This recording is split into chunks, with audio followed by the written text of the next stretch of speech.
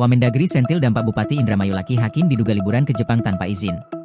Wakil Menteri Dalam Negeri, Wamendagri, Bima Arya Sugiarto merespons kabar Kepala Daerah Bupati Indramayu Laki Hakim yang keluar negeri saat libur lebaran tanpa izin.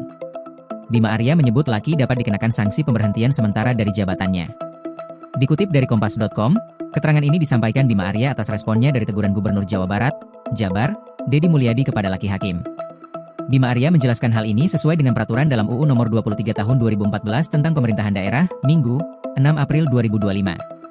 Undang-undang, UU, mengatur secara jelas dan tegas mengenai aturan perjalanan ke luar negeri bagi kepala daerah, ujar Bima Arya kepada Kompas.com, Minggu, 6 April 2025. Bima Arya berpendapat, dalam UU tersebut mengatur tentang kepala daerah setingkat gubernur dan wakil gubernur dapat diberhentikan sementara selama 3 bulan oleh Presiden.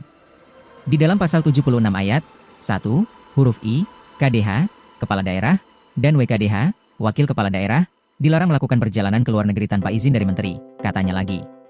Sementara itu, untuk Bupati dan Wali Kota maupun wakilnya, di mana sanksi pemberhentian sementara bisa diberikan langsung oleh Menteri Dalam Negeri, Mendagri. Sanksi terkait larangan tersebut sesuai dengan pasal 77 ayat 2, dikenai sanksi pemberhentian sementara selama 3 bulan oleh Presiden untuk Gubernur dan atau Wakil Gubernur, serta oleh Menteri untuk Bupati dan atau Wakil Bupati atau Wali Kota dan atau Wakil Wali Kota, ujar Bima Arya.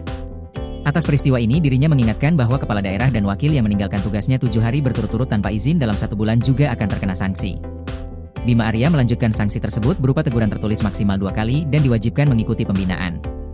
Pengaturan lebih lanjut di dalam pasal 77 ayat 4, dalam hal teguran tertulis telah disampaikan 2 kali berturut-turut dan tetap tidak dilaksanakan, kepala daerah dan atau wakil kepala daerah diwajibkan mengikuti program pembinaan khusus pendalaman bidang pemerintahan yang dilaksanakan oleh kementerian, kata Bima Arya.